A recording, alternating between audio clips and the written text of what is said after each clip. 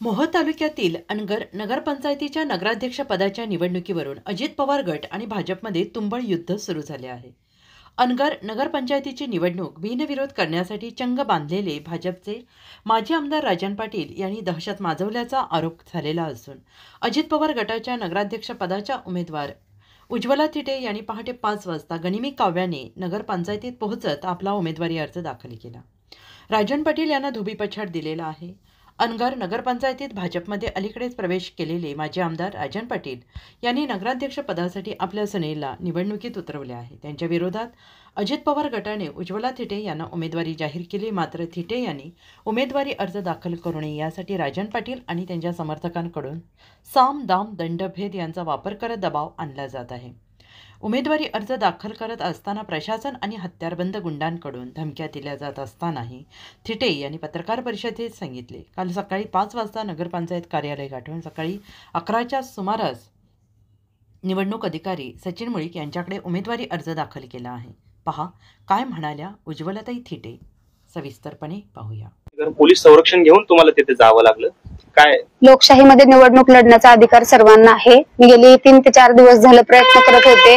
अनगर नगरपंचायत येथे नगराध्यक्ष पदासाठी मी उमेदवारी अर्ज दाखल करायचा होता. मी त्यासाठी इच्छुक होते. पण गेले 4 दिवस झालं मला ते उमेदवारी अर्ज दाखल करता येत नव्हता. कारण रस्त्याने सगळे ट्रॅक्टर्स, वेगवेगळ्या गाड्या, वेगवेगळ्या रस्त्याने माणसं काही उभा केलेली होती. त्यामुळे आम्ही तिथे जाऊ शकत नव्हतो. आणि पोलीस संरक्षण 2-3 मी मागत होते तर मला पोलीस संरक्षण दिलं जात नव्हतं. मी कालही प्रयत्न केला तर एक 10 ते 15 गाड्या माझ्या मागे परत पाठलाग करत आल्या.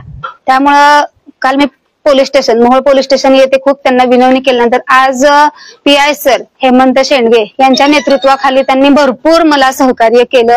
त्याबद्दल हेमंत शेंडगे सर तुमचे खूप खूप मी आभारी आहे की त्यांनी पोलीस संरक्षणाचा ताफा आम्हाला दिला आणि आम्ही सुरक्षितरित्या तिथे गेलो. तिथे आम्ही उमेदवारी अर्ज दाखल केला आणि तिथून आम्ही व्यवस्थित शेंडगे सरांच्या नेतृत्वाखाली आम्हाला व्यवस्थित इथं पोहोच केली. त्यांचं असं मत आहे, म्हणजे राजन पाटलांचं असं मत आहे की बाबा त्यांनी नगरसेवक पदासाठी जर का विचारणा केली असती आम्हाला तर आम्ही बिनविरोधपणे त्यांना निवडून दिला असतं.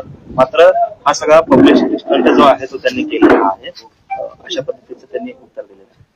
पब्लिसिटी स्टंटचं काय? तसं त्या मानानं जर पाहिलं तर माझा प्रभाग 4 नंबर जरी म्हणलं तर तो अनुसूचित जातीसाठी पडलेला होता. मग मी तिथून नगरसेवक कसे होणार होते?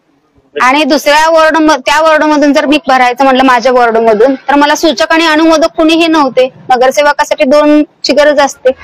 माझा मुलगा एकटाच सूचक आहे. नगराध्यक्ष पदासाठीच्याच इच्छुक मी होते, नगरसेवकासाठी नव्हतेच. त्यांचं असं म्हणणं आहे तुमची जर इच्छा असती तर गावातलं कोणीही माघार घेतली असते आणि आम्ही त्यांना पाठिंबा देऊन मग त्यांनाच म्हणणं तसं आहे तर त्यांनी प्रत्येकाला मुलगी सून वगैरे म्हणतात ना, तर मलाही मुलगी मानून स्वतःच्या सुनेचं घेतलं असतं त्याने अर्ज माघार आणि मला द्यायचं होतं नगराध्यक्षपद. नगरसेवक का? मी पण पाटलाचे होते ना, मला नगराध्यक्षपद द्यायचं होतं त्यांनी मुलगी समजून. त्यांचं असं म्हणणं की गावात कुठलीही दहशत नाहीये, लोकशाही पद्धतीने सगळा गावचा कारभार चालतो. त्यांचं तसं म्हणणं आहे. तर आता ते गेली 2 वर्ष झालं ते काय काय ते तुम्हाला माहिती आहे, ते सांगणं काय उचितच नाही ना. आता तुम्ही अर्ज दाखल केलेला आहात, एवढ्या सुरक्षेच्या अंतरणामध्ये जाऊन तुम्ही अर्ज दाखल केला, म्हणजे अर्ज दाखल करण्याची प्रक्रिया एवढी मोठी, पुढे अर्ज हा टिकेल का? एक पहिला प्रश्न. दुसरा, टिकल्यानंतर निवडणूक लागल्यानंतर प्रचार कसा करणार आहात? गावात अशा सुरक्षा यंत्रणा प्रचार करणार सगळा? तशी सुरक्षा यंत्रणा परत मला प्रचाराच्या वेळेस मिळेल की नाही ते आता मी सांगू शकत नाही. पण बघते, मी प्रयत्न करते आता माझ्या परीने मला कसा प्रचार करता येईल तो. त्यांचं असं मत आहे की 2 पेक्षा तिसरं मत सुद्धा आपल्याला पडणार नाही. केवळ निवडणूक लादण्याचा हा प्रकार आहे आणि त्यांनी उमेश पाटील असतील किंवा अजित पवार यांच्यावरती ठपका ठेवलेला आहे की यांना या गावामध्ये दंगल घडवायचे किंवा गुन्हे घडवायचे, म्हणून अशा पद्धतीने ही निवडणूक लादली आमच्यावरती तुमच्या माध्यमातून. आता राष्ट्रवादी काँग्रेस पक्षाचे राष्ट्रीय अध्यक्ष अजितदादा पवार आणि प्रदेशाध्यक्ष सुनील तटकरे आणि सोलापूर जिल्ह्याचे जिल्हाध्यक्ष राष्ट्रवादीचे उमेशदादा पाटील यांच्याकडे मी 5 ते 6 दिवसापूर्वी मागणी केली की मी तुमच्या पक्षाकडून उमेदवारी अर्ज मागू इच्छिते. मग ते म्हणले ठीक आहे आम्ही देतो. मग त्यांना तो पक्ष एकतर ते म्हणतात की शिस्तीचा पक्ष नाहीये. आता ज्या शिस्तीचा पक्ष आहे तिथं गेले, मग त्यांची शिस्त कशी होती की एका विधवा महिलेला 4 ते 5 दिवस झालं ते अर्ज भरू देत नव्हते. आणि मग गुंडगिरी कुठं आहे, दंगलशाही कुठं आहे ते मी बोलणं उचित नाही. ते खूप मोठे व्यक्ती आहेत. आता तुमचे ठीक आहे, तुम्ही फॉर्म भरला, तुमचा अर्ज समजा वैध झाला, तर प्रचारामध्ये तुम्ही काय मुद्दे मांडणार त्या अनगरच्या लोकांसमोर, काय तुम्ही मुख्य उद्दिष्ट त्या लोकांना सांगणार, काय म्हणून मतं मागणार? सर्वप्रथम तर मी महिलांबाबत बोलणार, कारण महिलांबाबत होत असतात अन्याय अत्याचार. काही महिला उघडपणे बोलून दाखवतात, काही महिला बोलून दाखवू शकत नाहीत, त्या आतल्या आतमध्ये कुचल्या जातात. पण काही मी असा प्रयत्न करेन की महिलांना उघडपणे बोलता यावं. आणि दुसरं झालं तर माझा भरपूर तिथे शेतकरी वर्ग आहे, शेतकरी यांच्या मी खूप समस्या सोडवण्याचा प्रयत्न करेन. आणि शिक्षणाच्या बाबतीत जसं माझ्या मुलाचं जरा थोडंफार झालेलं आहे, तसं इतर मुलांच्या शिक्षणाच्या बाबतीत काय होऊ नये ही दक्षता मी घेईन. तुम्ही महिलांचा विषय म्हणला, तुम्हाला त्या ठिकाणी अनगरच्या महिला ज्या आहेत त्या फुलं देण्याचा प्रयत्न करत होत्या. त्यांचं मत असं होतं की अनगरमध्ये महिला सुरक्षित आहेत, त्यांनी तुम्हाला फुलं देण्याचा पण प्रयत्न केलाय. काय मग काय केलेली आहे? आता त्याच्यामध्ये जर काय गहाळ वगैरे झालं, काय चूक तर होईल असं आम्ही केलेलंच नाहीये. आता ते व्यवस्थित केलंय, आता निवडणूक अधिकारी ठरवतील. अनगर ही गटार नसून ही गंगा आहे. काय दादागिरी काय, जर माझ्या गावावरती टीका केली तर दादागिरी काय असते आम्ही दाखवू. ते स्वतःच म्हणतात आमचा अण्णावाज गुंड आहे, स्वतः झुंडशाहीची अभिमान बाळगणारा हा नेता. माझ्या पोरांनी 17 वर्षी 302ची कलमं भोगलेली आहेत आणि आम्हाला त्याचा अभिमान आहे असं म्हणणारा हा घाणेरडा प्रवृत्तीचा विकृत मनोवृत्तीचा नेता आहे. आणि काय गुंडशाही असती झुंडशाही असती, सगळा मोहोळ तालुका आहे हा सगळा, तुझा अनगर एवढूसा आहे. आणि त्या लोकांना बिचारांना कशाला ह्याच्यामध्ये गुंतवतो? ह्या सगळ्यामध्ये लोकशाही मार्गाने लढायची मत दाखवा, झुंडशाहीने काय बोलता त्या ठिकाणी. आणि माझ्या गावावर, माझ्या आधी म्हणत होता माझ्या कुटुंबावरच बोलतात. तुमच्या वृत्ती ज्या आहेत आज सगळ्या भारत देशाने बघितल्या.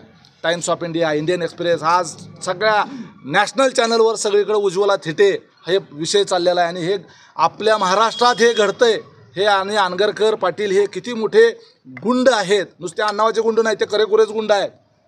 आणि ते आज सगळ्या महाराष्ट्राने देशाने बघितलेलं आहे. त्यामुळं तुमच्यामुळं अनगर बदनाम होतं आहे. अनगरची लोकं वाईट नाही आहेत, अनगरची माणसं वाईट नाही आहेत, अनगरची जनता वाईट नाही आहे. तुमच्या या घाणेरड्या वृत्तीमुळं, तुमच्या झुंडशाहीमुळं, तुमच्या जंगलराज आणि गुंडाराजमुळं अनगर बदनाम होतं, एवढं लक्षात ठेवा. पाहिजे, गाव पेटू नये असं सांगणारे आर पाटील सारखे नेते ज्या पक्षात होते त्या पक्षातले नेते आता गाव पेटवण्यासाठी निघाले. तर राज्यभरात केस सुरू आहे अशा पद्धतीची टीका एक प्रकारे अजित पवारांचं नाव न घेता त्यांनी. अहो, ज्या आर पाटलांचं तुम्ही नाव घेता त्या आर पाटील हे तासगावमधले अंजनी गावचे आहेत. आणि त्यांच्या त्या गावामध्ये सुद्धा दर 5 वर्षांना निवडणूक होते. राज्याचे गृहमंत्री राहिले, जिल्हा परिषद सदस्यापासून राज्याच्या उपमुख्यमंत्री पदापर्यंत गेले, तरीसुद्धा त्यांच्या गावामध्ये 2-3 पार्ट्या लागतात आणि तिथं निवडणूक होते. तिथं लोकशाही आहे.